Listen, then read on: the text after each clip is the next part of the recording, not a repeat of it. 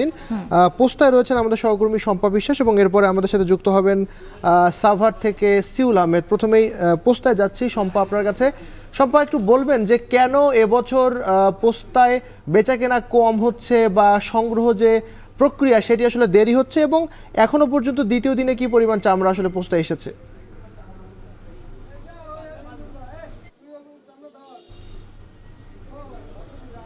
এবছর ঢাকার বাইরে থেকে যেসব চামড়া আসার কথা সেটি আগে থেকেই বারণ করা হয়েছে, যার ফলে ঢাকার বাইরে থেকে চামড়া মোটামুটি ঢুকছে না বলা চলে। যদিও কাল রাতে 20 থেকে 30টি ট্রাক চামড়া নিয়ে ঢাকায় ঢুকেছিল বলে জানিয়েছে পোস্তার যেসব চামড়া ব্যবসায়ী আছেন তারা, এবং সেই চামড়াগুলো পরে আর ফেরত পাঠানো হয়নি। যেহেতু ভুল করে হলেও তারা এসে পড়েছে, সেজন্য সেই চামড়াগুলো রেখে দেয়া হয়েছে। যদিও সরকার থেকে বলা হয়েছে যে ঢাকার বাইরের চামড়াগুলো ঢাকার বাইরেই লবণজাত করা হবে এবং প্রক্রিয়াজাত করা হবে, আর ঢাকার চামড়াগুলোই শুধুমাত্র ঢাকার মধ্যে লবণ দেয়া হবে। পাশাপাশি আমি জানিয়ে রাখি যে ঢাকার মধ্যে যে পোস্তায় সবসময় চামড়া বেচাকেনা হয়ে থাকে, এবার কিন্তু বলা হয়েছে হেমায়েতপুরে যে চামড়ার জন্য নির্ধারিত জায়গা দিয়েছে সরকার, সেখানেই মূল চামড়ার বেচাকেনা হচ্ছে। ফলে পোস্তায় চামড়ার বেচা বিক্রি খুবই কম। আমরা সকাল থেকে দেখেছি যে এই পোস্তায় অন্যান্য বছর দেখা যেত যে রাস্তার উপরে মানুষ হাঁটার জায়গা থাকতো না, এবার কিন্তু চিত্র একদমই ভিন্ন। যদিও ক্রেতারা বলছেন কিছুক্ষণ পর অর্থাৎ বিকেলের দিকে এই বেচা বিক্রিটা একটু হলেও বাড়তে পারে।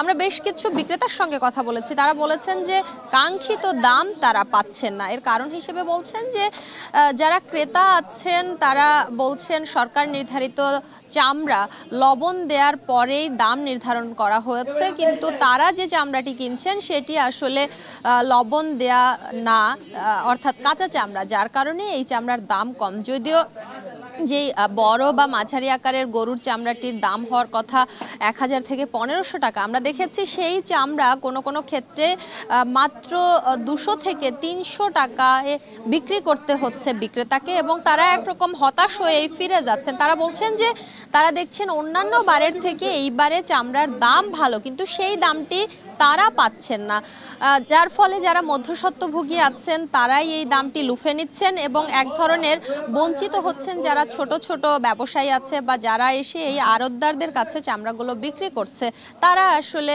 বঞ্চিত হচ্ছে।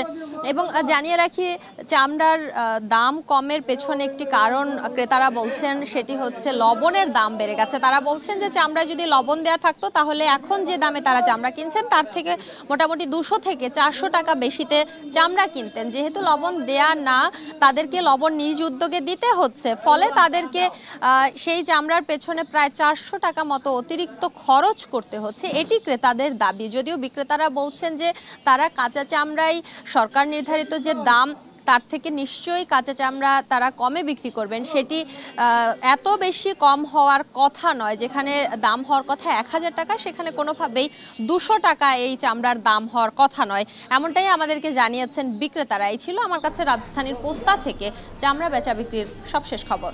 এবার আমরা সাভারের সিউল আপনার কাছ থেকে জানতে চাই যে আজ তো দ্বিতীয় দিনও রাজধানী সহ দেশের বিভিন্ন জায়গায় কোরবানি হচ্ছে, সারাদিন ব্যাপী হবে। এখন পর্যন্ত কি পরিমাণ চামড়া সাভারে এসেছে?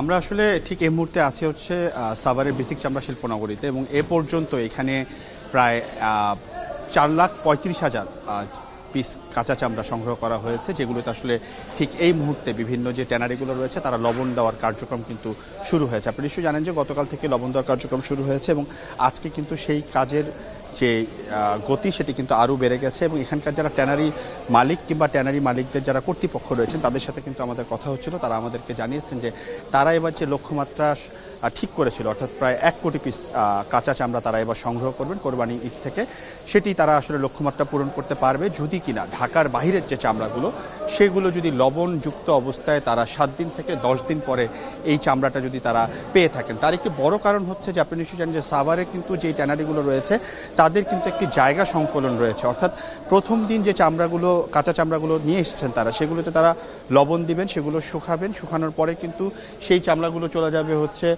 ওয়েট ব্লুতে, এবং ওয়েট ব্লুতে যখন চামড়াগুলো চলে যাবে তখন কিন্তু জায়গাটা ফাঁকা হবে। সুতরাং তারপরে যখন চামড়াগুলো আসতে থাকবে তখন কিন্তু তাদের জন্য এই চামড়া সংগ্রহ এবং সংরক্ষণের জন্য কিন্তু একটি বড় ধরনের সুবিধা হবে।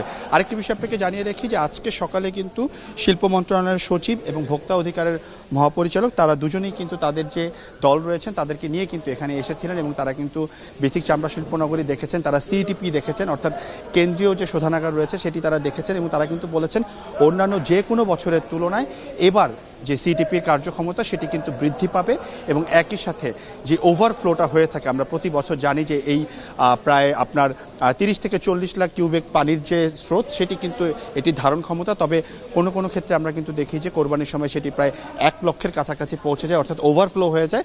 সেটি কিন্তু ধলেশ্বরী নদীর জন্য একটি বড় ধরনের ক্ষতির কারণ। তবে এই কর্তৃপক্ষরা বলছেন যে এবছর এরকম কোনো কিছু হবে না, তারা আস্তে আস্তে সিটিপির যে সমস্যাগুলো ছিল সেগুলো নিরসনে কাজ করছে এবং একই সাথে কিন্তু তারা সিটিপির বাহিরে যে তরল ও কঠিন বর্জ্য যে শোধনাগার রয়েছে সেটি নিয়েও তারা কাজ করছেন।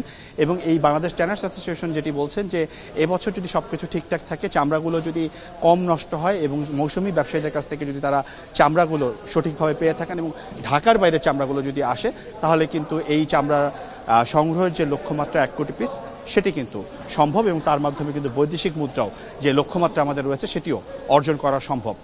এই ছিল আমার কাছে সাভারের বেসিক চামড়া শিল্পনগরী থেকে সর্বশেষ তথ্য। আবির, আমরা দেখছিলাম আমাদের সহকর্মীরা যুক্ত ছিলেন যে এখনও কিন্তু চামড়া আসছেন এবং সেই চামড়াগুলো সংরক্ষণে ব্যবসায়ীরা ব্যস্ত সময় পার করছেন, এবং যদি বলি যে বেশিরভাগ জায়গায় কিন্তু রাতভরে বিভিন্ন প্রক্রিয়ার মাধ্যমে কিন্তু কোরবানির পশুর চামড়াগুলো সংরক্ষণের যে প্রক্রিয়া সেগুলো শুরু হয়ে গেছে, এবং যেগুলো এখনও বাকি আছে ব্যবসায়ীরা চেষ্টা করছেন খুব দ্রুত সময়ের মধ্যেও সেই চামড়াগুলো সংরক্ষণ করার জন্য।